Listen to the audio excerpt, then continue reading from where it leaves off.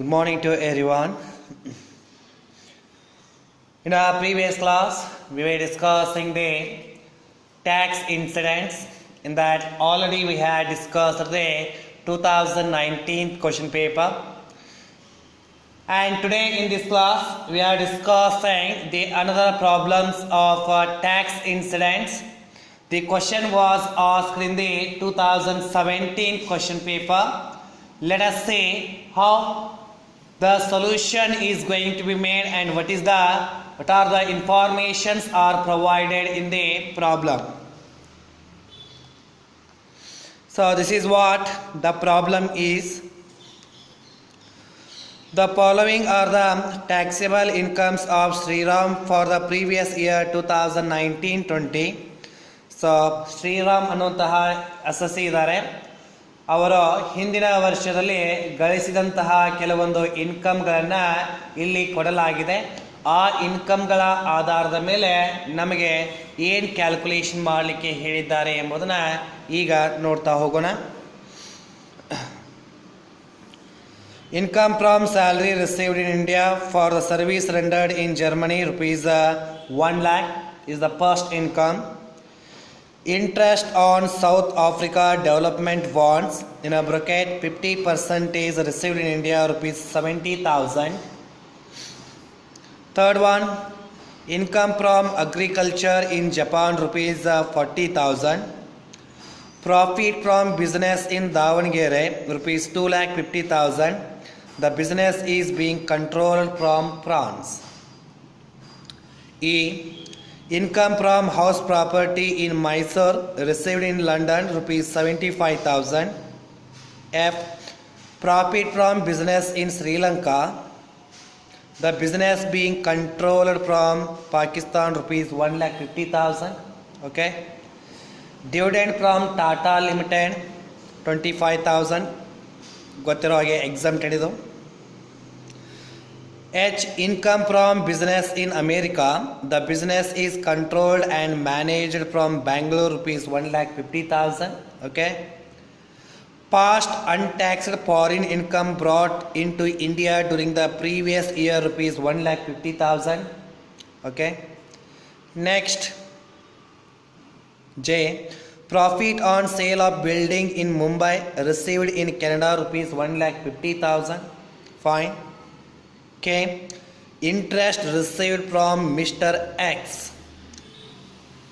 a non-resident, on the loan provided to him for a business carried on India rupees 25,000. Okay. Now let us see what they have asked here to make calculation.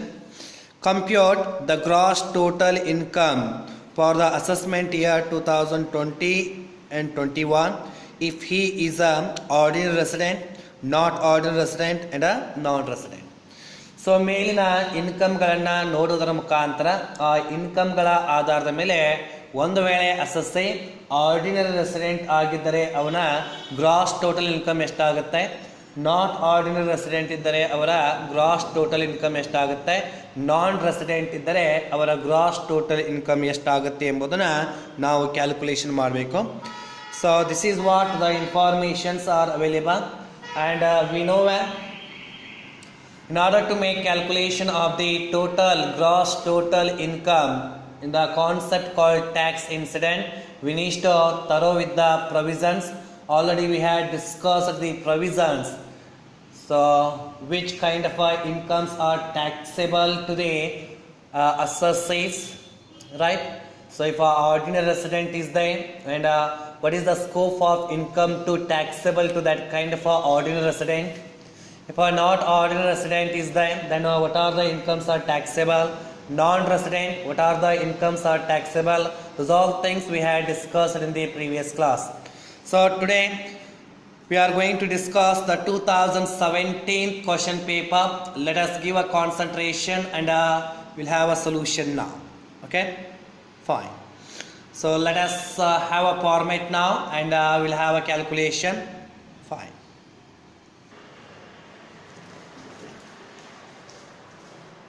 This is what the format here. Calculation of gross total income of Mr. Sri for the assessment year 2020 and 21. Here we have column serial number, particulars. If he is a ordinary resident, what is the total income? If he is a non-ordinary resident, then what is the total income? If he is a non-resident, what is the gross total income? We are calculating. Based upon the nature of income, we are going to decide whether it is taxable to the ordinary resident, or it is taxable to the non-ordinary resident, or it is taxable to the non-resident, or it is taxable in the hands of the all the persons. That will be decided here based upon the nature and the provisions of the incomes. Okay, let me see one by one what the informations and the nature of incomes were provided. First, A transaction. Income from salary received in India. Income from salary received in India. Now this much of statement is enough here to decide whether it is taxable in the hands of the all the persons or not. So as I said earlier only, while discussing the theoretical point, if any kind of incomes are received within India, that is taxable in the hands of the all the persons. ಹೌದಾ, ಭಾರತ ದೇಶದಲ್ಲಿ ಏನಾದರೂ income receive ಆಗ್ತಾ ಇದ್ರೆ ಅದು ಎಲ್ಲಾ ವ್ಯಕ್ತಿಗಳ ಕೈಯಲ್ಲಿ taxable ಅಂತ ನಾವು ಹೇಳ್ತಾ ಇದ್ವಿ. For the service rendered in Germany, for the service rendered in Germany, rupees 1 lakh there, rupees 1 lakh. So if any incomes are received in India, that is taxable in the hands of the all the three persons. 1 lakh, 1 lakh, 1 lakh. Now let us say the second nature of income is given in the problem. Interest on South Africa development bond. Interest on South Africa development bond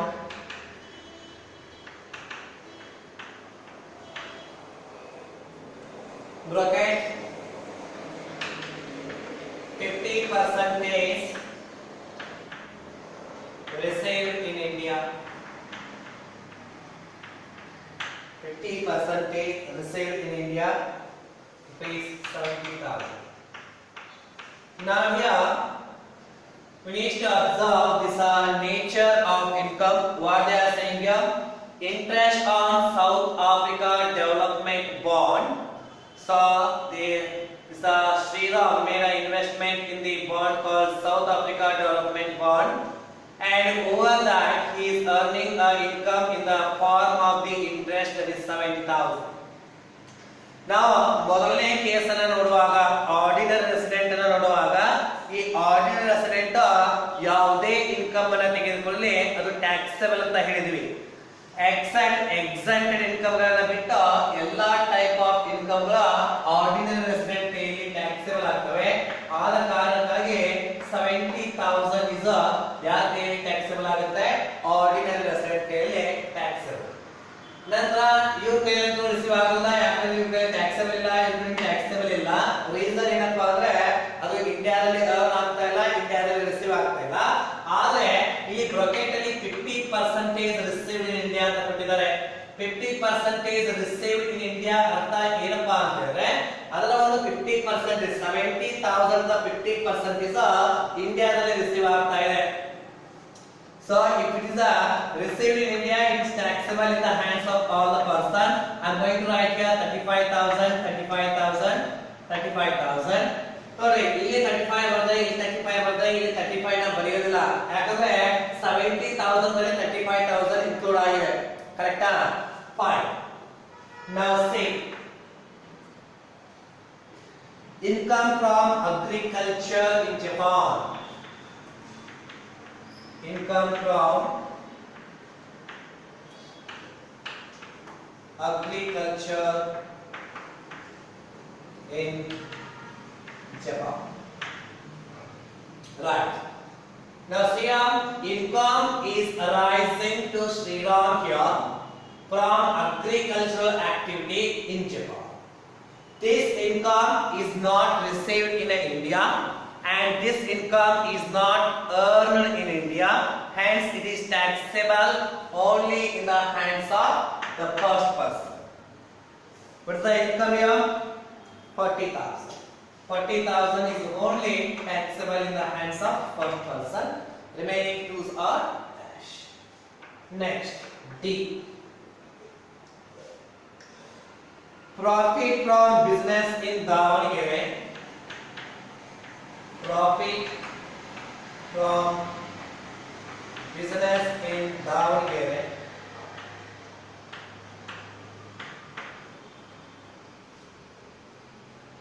Rupees 2,50,000.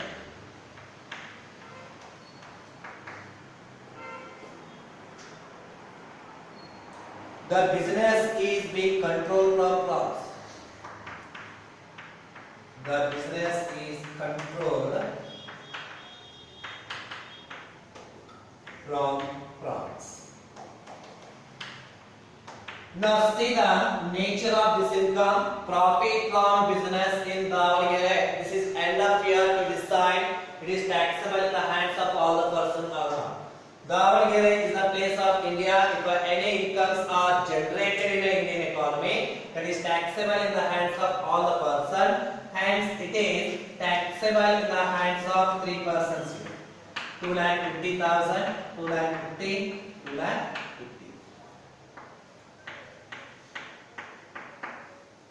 Fine.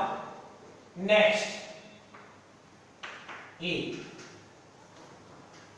Income from house property in Mysore received in London rupees 75,000. Income from house property in Mysore. Income from house property in Mysore received in London. Received in London. Rupees 75,000.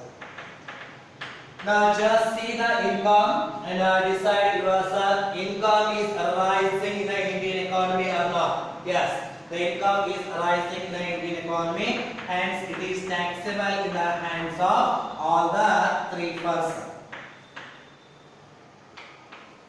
75,000. Next one, F. Profit from business in Sri Lanka. Profit from business in Sri Lanka.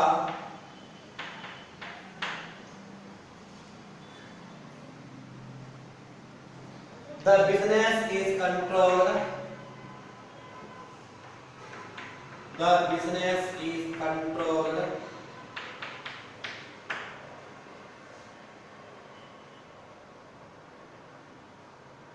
from Pakistan. From Pakistan. Now see, income is arising from Sri Lanka. The same business is controlled from Pakistan. Right? It is not taxable in the hands of the second person, not taxable in the hands of the third person. Whatever the income is arises, whether it is the Indian economy, whether it is the outside economy, if our income received or income is arised by an individual, that is taxable in the hands of the ordinary resident only. Bharat ದೇಶದಲ್ಲಿ income ಆಗಬಹುದು ಅಥವಾ ಭಾರತ ದೇಶವನ್ನು ಬಿಟ್ಟು ಬೇರೆ ದೇಶದಲ್ಲಿ ಆತನಿಗೆ income ಬರಬಹುದು. ಅದು ಯಾವಾಗ ಟ್ಯಾಕ್ಸಬಲ್, ಯಾರ ಕೈಯಲ್ಲಿ ಟ್ಯಾಕ್ಸಬಲ್ ಆಗುತ್ತೆ? ಫಸ್ಟ್ ಪರ್ಸನ್ ಮಾತ್ರ. ಅಂದ್ರೆ ಭಾರತ ದೇಶದಲ್ಲಿ ರಿಸೀವ್, ಭಾರತ ದೇಶದಲ್ಲಿ ಅರ್ನ್, ಮತ್ತೆ deem to be received, deem to be accrued ಎಲ್ಲಾರ ಕೈಯಲ್ಲಿ ಭಾರತ ದೇಶವನ್ನ ಬಿಟ್ಟು ಔಟ್ಸೈಡ್ ಏನಾದ್ರು ರಿಸೀವ್ ಮಾಡ್ತಾ ಇದ್ರೆ, ಔಟ್ಸೈಡ್ ಏನಾದ್ರು ಅರ್ನ್ ಆಗ್ತಾ ಇದ್ರೆ ಅವಾಗ ಅದು ಆರ್ಡಿನರಿ ರೆಸಿಡೆಂಟ್ ಕೈಯಲ್ಲಿ ಮಾತ್ರ taxable. 1,50,000 dash dash. Next, Z. Dividend from Tata Limited. Dividend from Tata Limited dash dash dash. So any dividend is paid or received. Any dividend is received from the Indian company, it is exempted dash dash like that.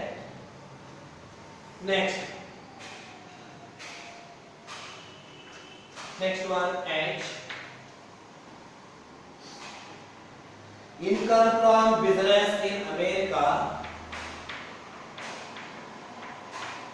Income from business in America.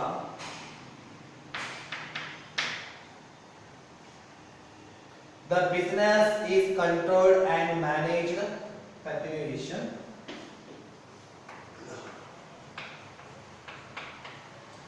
The business is controlled and managed from Bangalore. Now see here, income is arising from business in America, but business is being controlled from Bangalore. That means here, if any income is received by an individual except the exempt income, that is taxable in the hands of the first person, right? 1,50,000 is that dash, and business is being controlled from India. ಒಂದು ವೇಳೆ ಏನಾದರೂ ಆ business ಭಾರತದಿಂದ control ಆಗ್ತಾ ಇದ್ರೆ second person ಕೈಯಲ್ಲಿ ಕೂಡ taxable ಆಗುತ್ತೆ. So it is not received in India, not earned in India, hence it is not taxable in the case of non-resident. Next, I. Past untaxed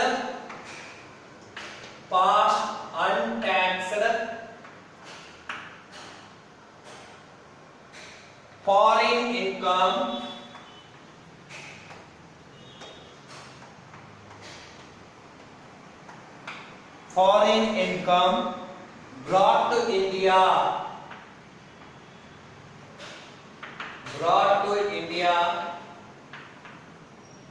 in previous year. As we had seen, if any past year's income is brought in India in the previous year, it is exempted, not taxable in the hands of all the three persons. Next, Z. Profit on sale of building in Mumbai. Profit on sale of building in Mumbai.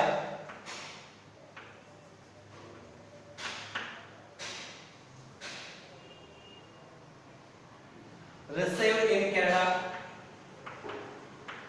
Received in Canada. Rupees 1,50,000. Now just by seeing this one, we can identify whether income is earning in an Indian economy or not. Profit on sale of building in Mumbai, it's an Indian income only, hence taxable in the hands of all the three persons. All the three persons. Next, last one, K. Interest received from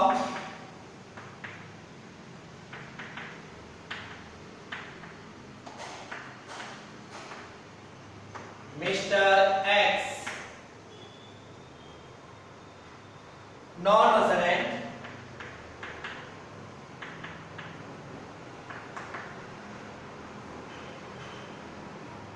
on the loan provided to him on the loan provided to him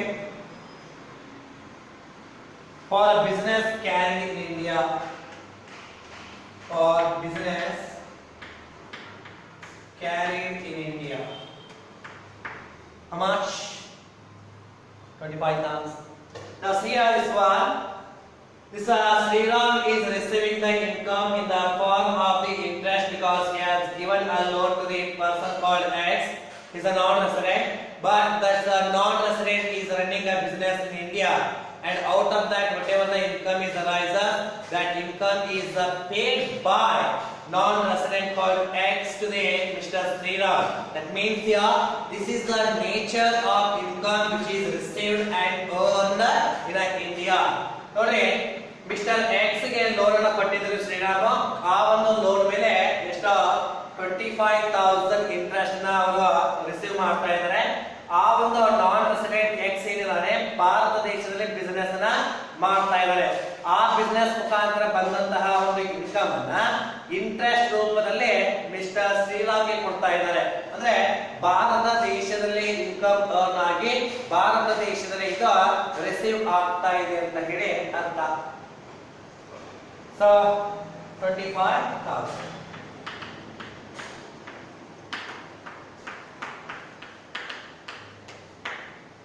So all transactions are over.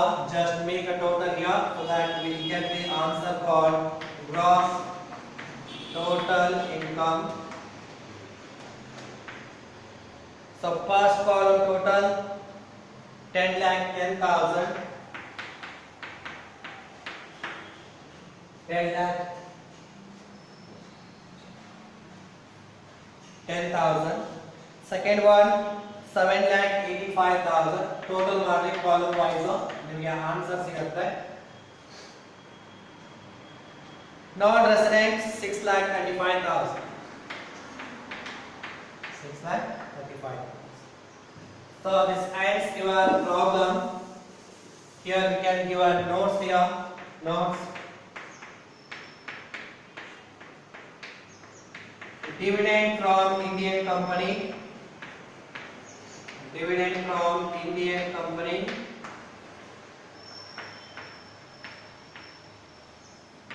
is exempted. Second one, past untaxed profit brought to India